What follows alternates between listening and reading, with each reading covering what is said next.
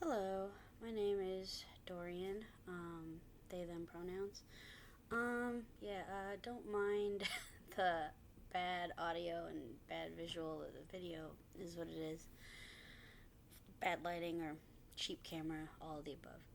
Anyway, I was just thinking about the MCU and Phase 4 and Phase 5, and to me, and maybe to a lot of people, like, kind of what a wreck it's been.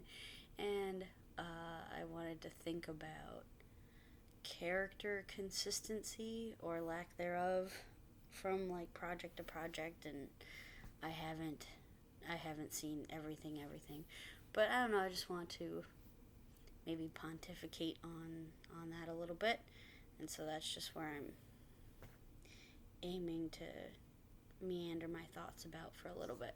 That's all. So I think I was starting to think about um, the Scarlet Witch, but really it could start with like Thor, of like how have the characters been consistent or inconsistent post Endgame, and so like with Wanda, I really loved Wanda's progression. Well, all the spoilers for up to phase 1, 2, 3, up to present 2023, whatever. So I really liked Wanda's arc. I didn't get into her character, and I don't really know much from the comics, so I'm just knowing her from MCU.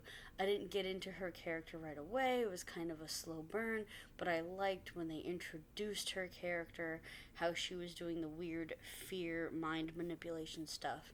I guess, I could be nitpicky and say they were messing with the consistency of her character from the beginning because she started out doing kind of that weird mind stuff, and then it seemed to go away, and then she was just shooting, colorful CGI beams out of her hand, and what were her powers and how did it work, and whatever. But I think people have made fun of like the degree of her vague uh, Baltic states or Slavic-ish accent coming and going or whatever. But in general, I got the sense that there was a pretty consistent arc with her character from before Endgame to Endgame to WandaVision, and I felt like there was a nice general good arc in there, and I'm liking her character more and more, and then just fully hooked with her character in WandaVision, wherein, very much credit to Elizabeth Olsen um, for her performance in WandaVision. I just paused because I forgot the name of the actor who played Vision, so I had to look it up real quick. Paul Bettany, because equal credit to Paul Bettany, because I really, really loved the dynamic and interplay of Wanda and Vision in like Endgame and in WandaVision, and I really liked how they played off of each other. And if it weren't for the nature of the plot of the WandaVision show, which has to be just like one season, and it ended and it told a nice kind of contained story in and of itself, and did what it was meant to do, I think, which was try to set up Multiverse of Madness. Setting what Multiverse of Madness actually was aside, it didn't leave itself to like a continual story throughout. But I was so hooked that I would have watched another season and another season of another season of like I just want Wanda and Vision to have their own show, and I would have been interested in like a Vision TV show if it had come out right then and it was good and all this other stuff. So I liked Wanda's arc, basically, is what I'm saying. And then, like, I think everybody is saying, Wanda's character just got really trashed with uh, Multiverse of Madness. No matter how you slice it, like, maybe there are theories that, that was a totally different Wanda or whatever, but there obviously was a disconnect, I think, between where we left Wanda's character in WandaVision and Multiverse of Madness, and so I feel like something was jarring there. Again, I still think Elizabeth Olsen's Scarlet Witch and Multiverse of Madness was the best part of that movie, and I still 100% love Elizabeth Olsen, but it's like that character was kind of, the inconsistencies with that character. And then I could go into the weeds with that thought, but just, okay, Wanda, there seemed to be this inconsistency in character. You kind of see it. And then Thor, you could argue that there's always been inconsistencies with Thor's character because of how Thor was from Thor 1 and Thor 2, and then the big kind of difference in like Thor's characterization in like Thor 3. So there were inconsistencies with Thor before Love and Thunder. But I felt that there was enough consistency with Thor from 1 to 2 to 3. I mean, outside of what's going on in the movies, I think the feeling is that like Kenneth Branagh's take on the character being more Shakespearean serious was maybe not the best fit for like Chris Hemsworth. And then in Ragnarok, Taika Waititi was able to kind of mesh really well with Chris Hemsworth's humor, and they all just had this really great, perfect collaboration in Ragnarok. And then for many reasons, or who knows why, that same collaboration didn't work very well at all with Thor: Love and Thunder.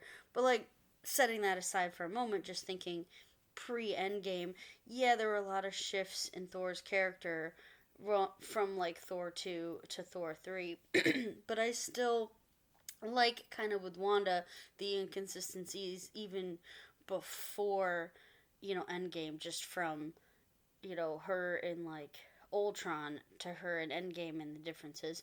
But even so, I felt there was enough of a consistency because you think of like Thor as like a petulant child who isn't ready to get on the throne, and was too like war hawkish and was too aggressive, and like Loki, like, I love you, brother, but you're not fit to lead.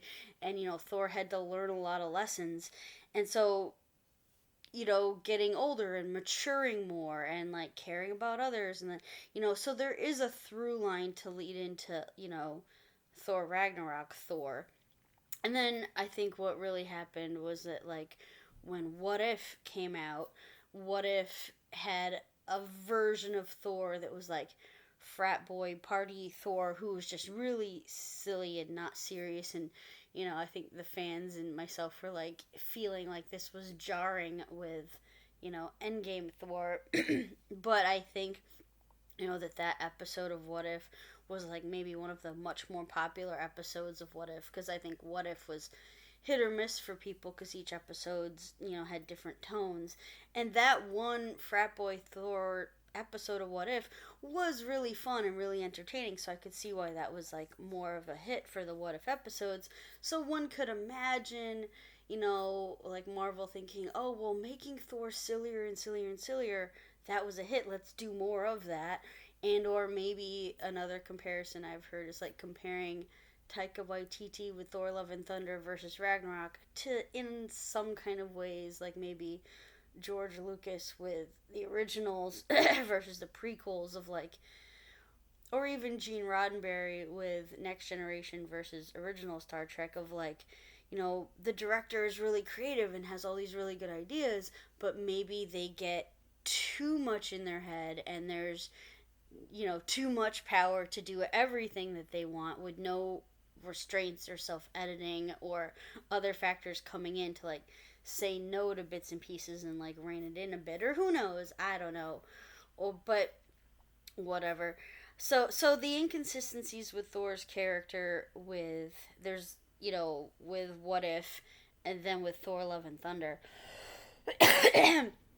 setting the fat phobic jokes aside and like the fat suit aside and issues with that, I did really like Thor's arc in Endgame and thought it told a pretty good story arc of like just actually having repercussions of all the grief that the character has gone through, and like how would he cope with that, like by like playing video games and kind of checking out, and like, so I thought that Thor's story was kind of told in a satisfying conclusion in Endgame, so that I felt that after Endgame I didn't really want to see maybe more of this character. For now, I felt like there was a nice conclusiveness to that.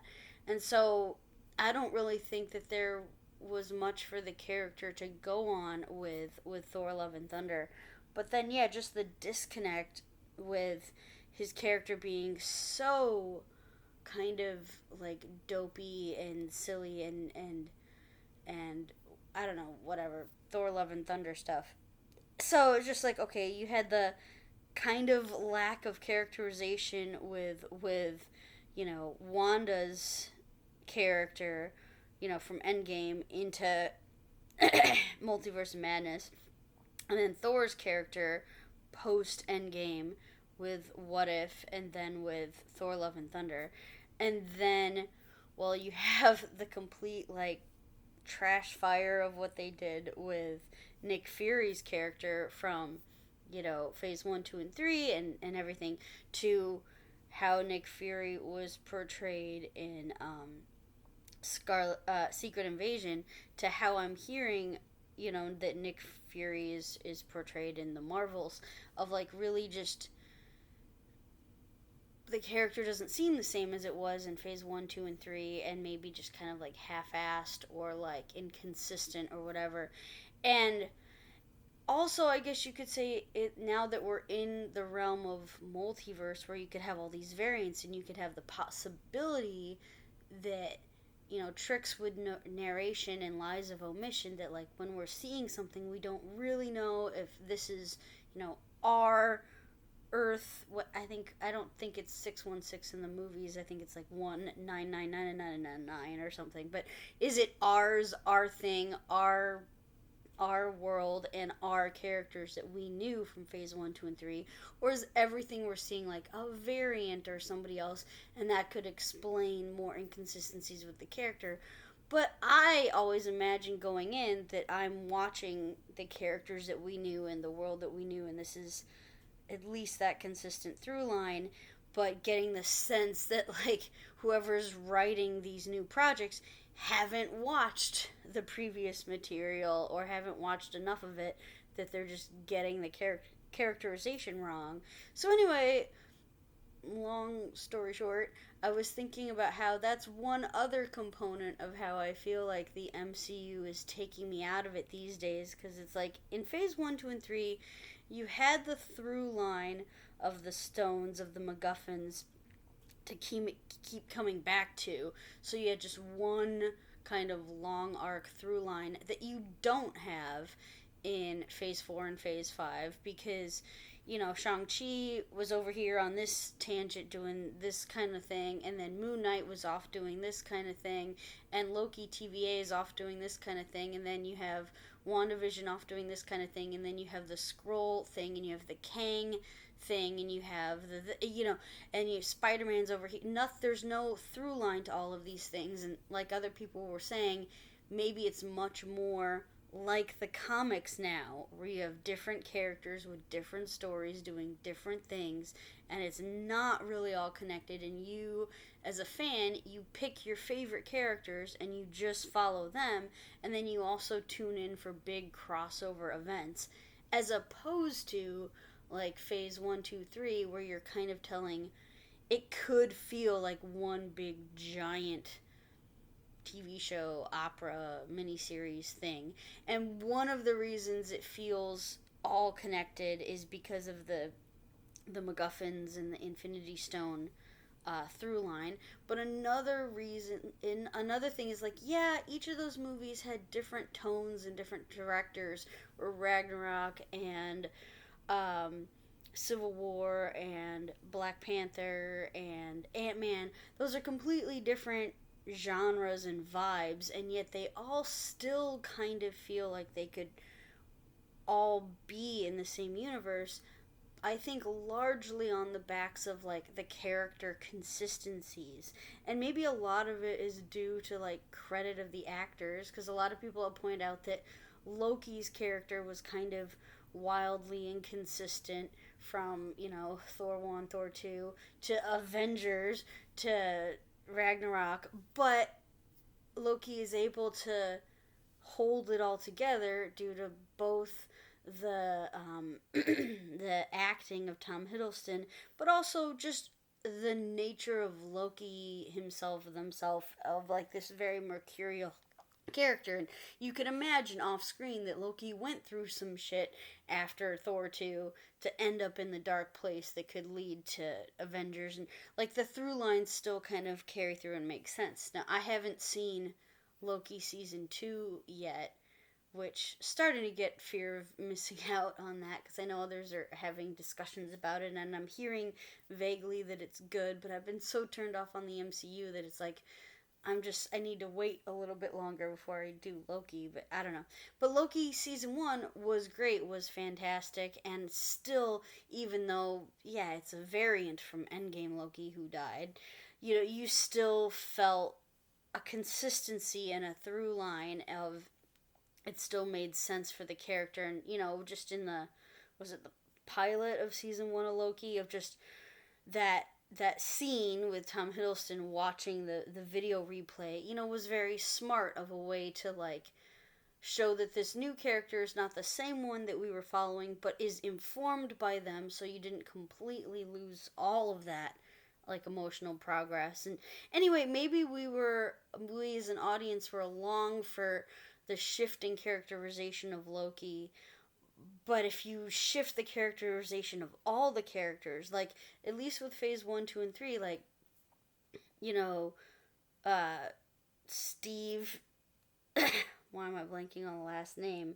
But Captain America, Steve, is able to be the same character throughout everything that he's in, and like Tony Stark is the same character pretty much throughout everything that he's in. And like there's that through line of Pepper Potts is the same.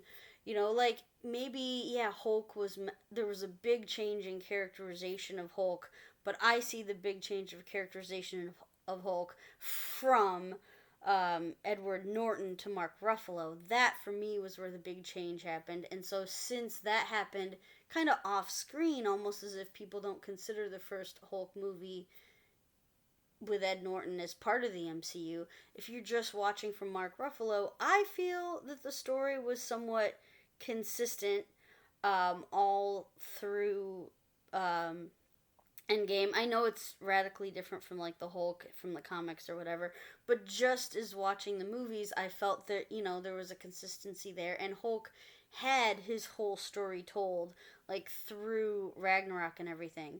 But yeah, then they kind of really, from what I've seen of She-Hulk, I haven't seen all of She-Hulk, but I think they, I did see the ending, and I'm like, that ending with She-Hulk really messed with the concept of Hulk's character now from Ragnarok, of like, again with like spoilers, but it's like, there's one thing to say that Bruce Banner was trapped in the Hulk's body for 2 years while the Hulk was being the gladiator on the planet of Sakaar, just being a gladiator and like all that stuff. And then eventually, Bruce Banner goes back into human form, and then, they have to work it out.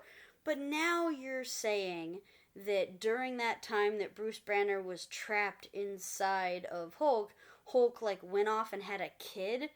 Like that's gonna really mess with Bruce Banner. And then what, that kid was abandoned or neglected, and then the kid was maybe 0 to 2 at that time, and now is all of a sudden a teenager. Like what? Like, is this a variant? Is this like on another universe Hulk went off and had a kid but not in, like, what? So that was just a whole thing that didn't is jarring if you're not, for me anyway. And it kind of like messed up the characterization in hindsight of Ragnarok. So it's like, what are they doing? Like, I don't know. I imagine some combination of like where the MCU was veering from the comics, because they did a different thing with Hulk with Sakaar and like the Planet Hulk storyline. But I liked how they did it in like Ragnarok. But then the comics have it a totally different way where, like, I think Hulk's wife and kids all get murdered or something, and I don't know, so they're like with the scrolls, like Captain Marvel did a twist where, like, the scrolls are the good guys and refugees and stuff, but I guess in the comics they're always evil and bad and stuff. So if you're trying to then go back to what the comics are doing over here, but you would establish your own version here, you can't have your cake and eat it too. Like, you need to go a different way. I don't know. So it's like the inconsistency with Wanda's character, the inconsistency with Hulk, the inconsistency with Thor, so if these characters, and then they didn't recast T'Challa, they just like killed off T'Challa, so we'll never know unless we get a variant of T'Challa. Um, with all these inconsistencies, then it's no longer feeling like you have a through line with each project. So it does. I do kind of feel in general that Phase 4 and Phase 5 are just, each movie, each TV show, each thing is its own separate thing and its own different take. But if these characters don't even feel the same from one to the next, then it's almost like how things were before the MCU, where nothing's related to anything and like they're all different takes on each, right? I don't know. I don't know. But then again, maybe again it's just like the comics, and like each director, each writer, they're going to have a different take and a different version of that character. And like for Spider-Man, it worked. It completely works. And like it's not an MCU project, which is maybe why it works, but like Spider-Man Across the Spider-Verse was brilliant, and showed how you can have inconsistencies of characters, but you can have some common threads that unite all of the characters together. Like, what is it that makes Spider-Man Spider-Man? There always has to be like a death of a relative. There always has to be what are the nexus points? What are the beats that make it recognizable that this other version of yourself that's had different events happen, or is you, but some different events changed in your timeline, or you're on a different version of a different world. What still makes that you? What are the ways that they're similar? What are the ways that they're different? How is this Miles Morales and that Miles Morales the same, so that you can recognize them as the same, except one pivotal life event went one way versus another way. These are the when the story is done well and written well, we know it and we appreciate it. And when Marvel or whatever is just throwing crap at a wall and putting a Marvel logo on it and not putting the time and care into like writing good stories and having thought out characters, it shows. I don't know, now I'm just spinning out. I guess, okay, bring it back in. I was talking about inconsistencies of characters. So, what are the other characters that we had? Well, I like Bucky's growth as a character. Obviously, Falcon and the Winter Soldier is different than prior Bucky, but I felt that it's consistent, and some people don't like, nice, healed, warm and fuzzy Bucky, because you want to watch drama, and I get that, but I think Bucky's character growth was more of my favorite parts of Falcon and the Winter Soldier, which was a show that I didn't really enjoy as a whole, but I liked Bucky's growth within it. Sam Wilson is probably consistent as a characterization, but I don't know, maybe it's Anthony Mackie's acting. He just is kind of boring for me, just kind of wooden, just kind of, I don't know. And then, Captain Marvel's characterization, I feel like, is sort of a hot mess of, like, not, like, too wooden, and then I'm hearing from Marvel's kind of all over the place, but then I'm also hearing some people like her characterization in Marvel's is like, well, she, because of certain events, that would be spoilers that I'm trying not to listen to, but I also don't care that much if I am spoiled by it because of certain events. She now isn't as cocksure, and so she isn't as confident and isn't as, stoic as her previous self and is more lost and wandering and all over the place because of that, and so maybe that makes sense. I don't know. But like I feel like I'm hearing that Monica Rambeau's character got short shrifted and doesn't have the consistency from maybe where she was left off in with WandaVision. Vision, Paul Bettany's character, it's like I guess we'll see what happened if we get, what is it, Vision Quest. I don't know if we will or not, but that's a loose end. But I don't know. I guess I just said what I already had to say, which was like there's too many inconsistencies in characters that feels like it's not as tightly all together as phase 1, 2, and 3. Doctor Strange, maybe Doctor Strange is pretty consistent. I just don't know, especially after What If and Multiverse of Madness. Like, I don't know what you can do with that character. Like, that character kind of feels like a little bit of a dead end to me. Or, like, just kind of like a too powerful Deus Ex Machina kind of villain kind of thing now. And now I don't, and like don't give me one more story about Christine. Like you've literally beaten that fridge to death. Like you need to do something else with that character. Like I don't know what. Um but yeah, I don't know. I guess right now maybe what I'm asking myself is like what are characters that I am who are, or is there anybody I'm invested in now, interested in now, who I want to see a story for? What, to end on a positive note, what do I want from Marvel now? Like I don't really want any more Guardians of the Galaxy movies because I feel like that had a nice beautiful conclusiveness to it. Unless you do something like radically different in the spirit of it but with like completely new characters and stuff like that. But there were things that were left open where I liked those characters. I was invested in those characters, and I would be wanting to see more of like maybe what they're up to now. But that could be like TV shows, like a TV show on like what's Peter Quill up to hanging out. Like after, did he make resolution with his, folks on Earth and like, what is he up to these days? But, maybe we don't need that. It felt conclusive. So it's like, I don't really want any more Guardians. Um, Steve got his happy ending going back in the past and living out his life with, I want to say Captain Britain, but yeah, or whatever. Her name blanking on her, Captain Carter, or whatever, Peggy Carter. That's it. Steve and Peggy. They got their happy ending. I'm not really all that interested to see like Sam Wilson much like as a solo movie, but it would be nice to at least have one movie where Sam Wilson gets to be Captain America and see what that's like. Um, but I'm not super invested in that character. Uh, I I liked kind of where they left Tom Hiddleston at the end of No Way Home, of like kind of bringing Peter Parker back to his roots of like from scratch, as opposed to just like rich kid inheriting everything from Tony Stark, as antithetical to the working class essence that might be Peter Parker. But again, I don't think I want to see more of that. I'm more interested now in like Miles Morales and like what a Spider-Man across the Spider-Verse is doing.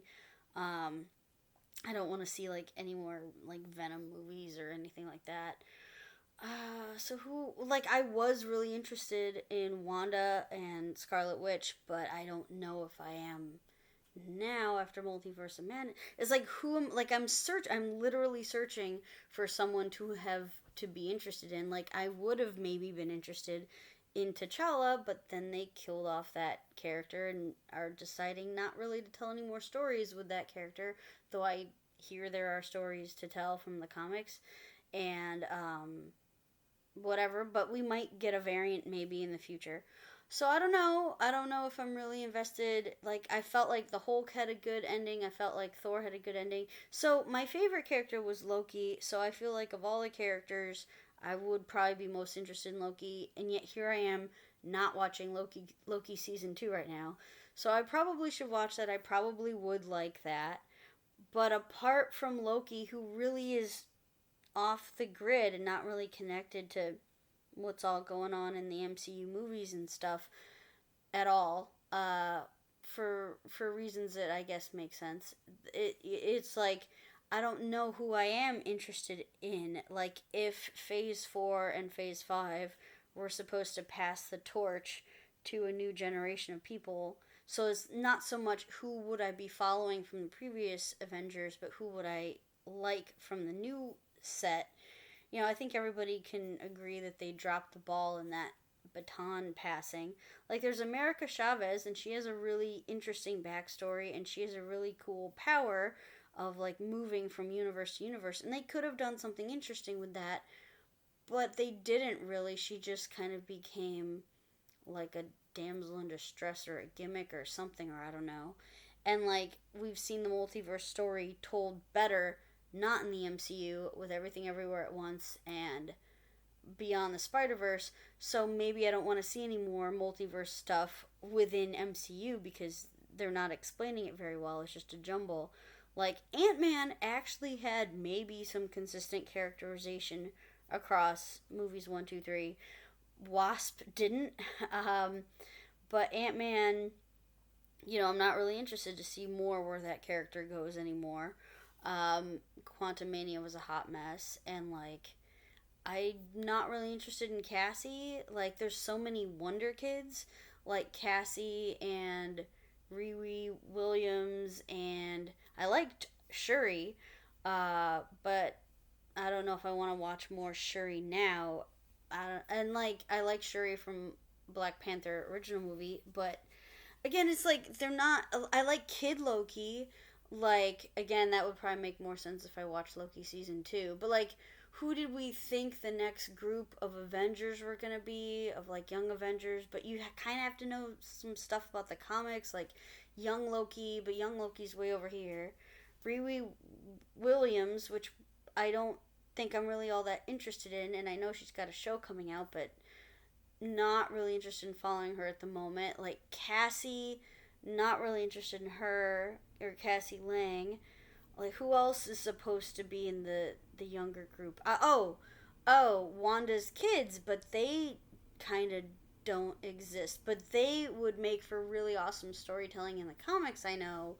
I'm blanking on the one's name, but not that but him and Hulkling or whatever, who doesn't exist yet, maybe, but not that I trust the MCU to do justice by like two gay kids, it being like a famous gay superhero like power couple thing. Like, so that's, but we don't even know that, like, Wanda's kids don't exist in the MCU right now, kind of. So there's not enough for me to get interested in. Like, I don't. It's a hot mess. It's like Shang-Chi was introduced, but then is off, not connected really to anything else, and so I don't have a gut impulse to see like Shang-Chi Part 2 movie right now. And then, well, there was the Eternals, which had so much potential of introducing in a whole pantheon and whole entire concepts, but like you killed off Ajax, and like you set a lot of them out to be like not connected to Earth and not what's going on, or they're off doing their own thing, or some of my favorite ones were killed off, and like there's no one really to like get into or follow there. And also with continuity, the big giant thing that was in the core of the Earth that busted out of Earth and is sticking into space, and this didn't affect gravity or waves, or no one talks about it. No, like, that's a huge inconsistency that doesn't sit right with like fans and stuff, that you almost have to pretend that happened on a completely different planet or something. But it just makes, because no one's addressed, like, it's like, do people not watch the other movies that just came out in their own thing to feel like we're all in the same universe? Because that's a big glaring one. And like I said, Moon Knight's not connected to the movies at all, but I couldn't even finish Moon Knight. Like, I don't know. Yeah, whatever. So I guess to answer my own question of like, is there anybody right now in the MCU, and I'm not, and you can't say Loki, is there anybody in the movies of the MCU who I might want to follow this character, and I'm itching to see more story arcs from them who I want to see. I guess my answer would be Scarlet Witch. I want to see what's up with her, but I was more interested after WandaVision and not really so much interested after Multiverse of Madness, but I feel like there are more stories to tell with her. And also maybe Vision. Uh, but I think I'm searching. I'm really searching for an answer after that from like the older guard, and then from the newer guard of like, are there people who were introduced who I want to see more of going forward? Because, like I said, I love the Guardians, but they all had their resolutions, so let them go have their resolutions. So it's like, of the newer guard, I would maybe watch another Shang-Chi movie. Uh, I think that, I mean, I liked Yelena from the Black Widow movie, but I don't know yet if I want to see Yelena carry her own movie yet. You know, I liked Monica Rambeau from WandaVision, but then I hear that maybe, you know, that's not, you know, she doesn't get to really, really shine, maybe, or the Marvels doesn't do her justice or something. But maybe if there was a Monica Rambeau solo movie and it was done good, yeah, that could be a draw for me because I still really liked.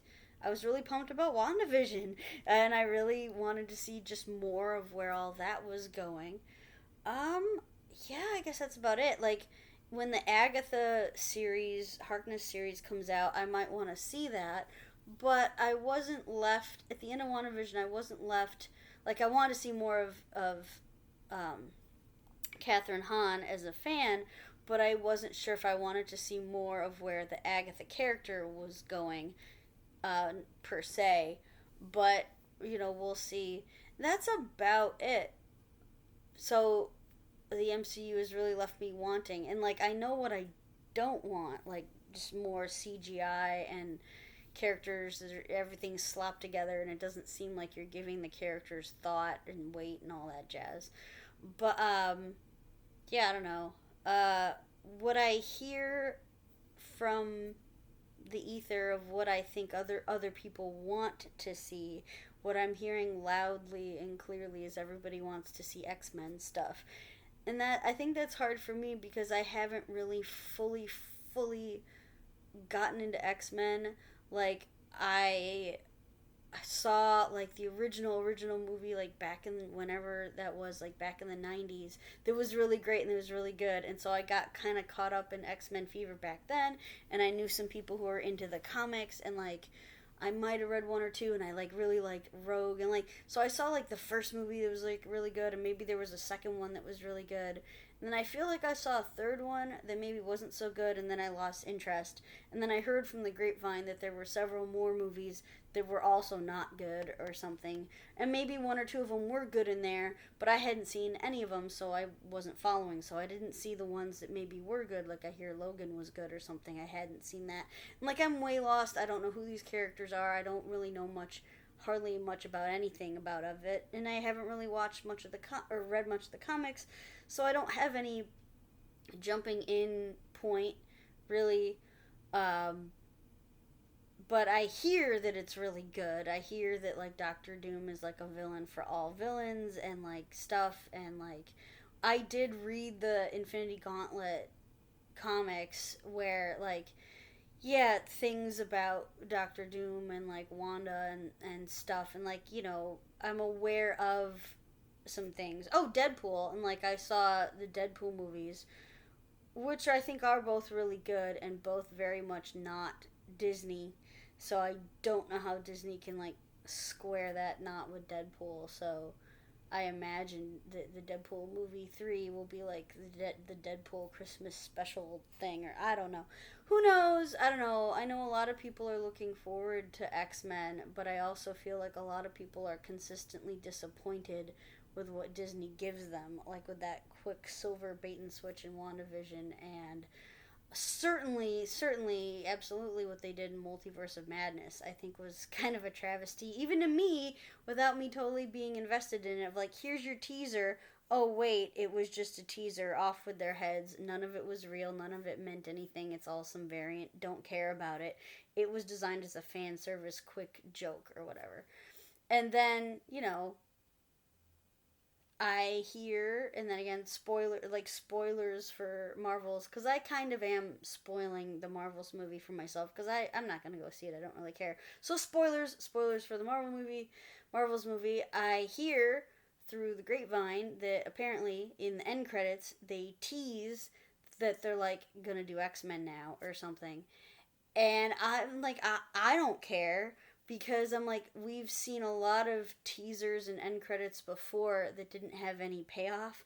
Like when they said that, like, oh, like Venom was gonna sync up with Spider-Man or whatever, or like after, what was it, Multiverse of Madness, when like Charlize Theron like appears in there, and then like some other characters that you're not gonna have any idea who they are unless you like read the comics. Like, was it Artemis or Aphrodite or something, or the dude of love that kind of makes an appearance in the Infinity Gauntlet comics, I think. Like, you're not gonna know who that is. You're not gonna care, like Puck or whatever, and like, so, and like, again, as other people have said, if the end credits are the best thing about the movie, then that's not a comment on the movie. The end credits are a commercial. They're a trailer for the next thing.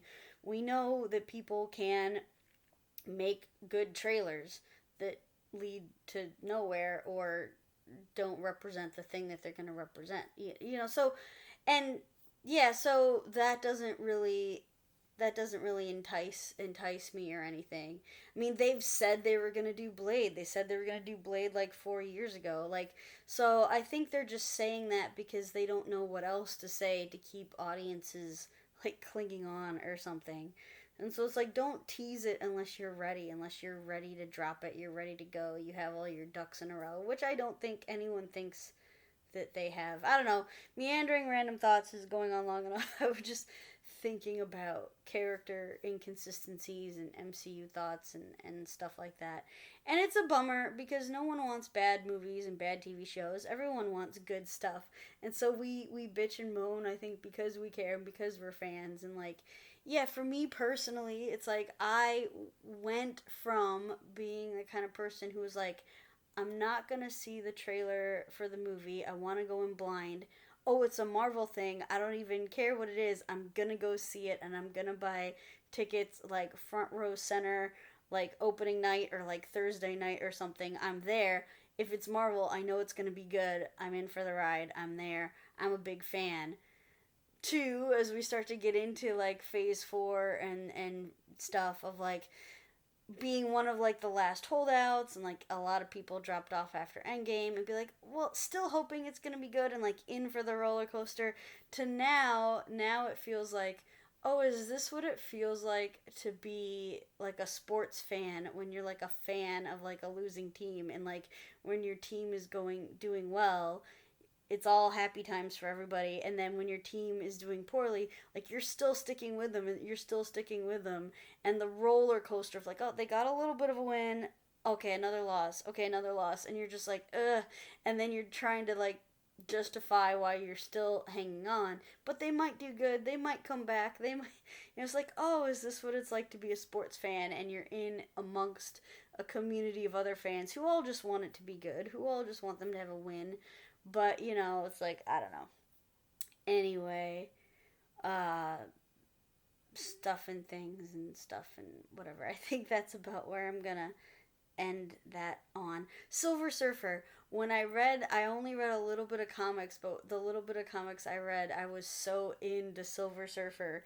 Um, I feel like there maybe has been a Silver Surfer movie, but if there has, maybe it is forgettable and or I haven't seen it, because I feel like I haven't seen anything on the big screen that really, got me all excited. I know there are a few like Fantastic Four movies that were like not maybe not the best. So maybe there was a Silver Surfer movie that I was forgettable, or maybe I haven't seen it or I haven't watched it and it's perfectly fine, or maybe it only exists in my imagination. I don't know. I should look it up. But I feel like I want Silver Surfer. Like I want a really really good Silver Surfer movie and like Galactus and stuff. That would be kind of cool. But okay, so I guess I'll end it on that positive note then. Okay, bye.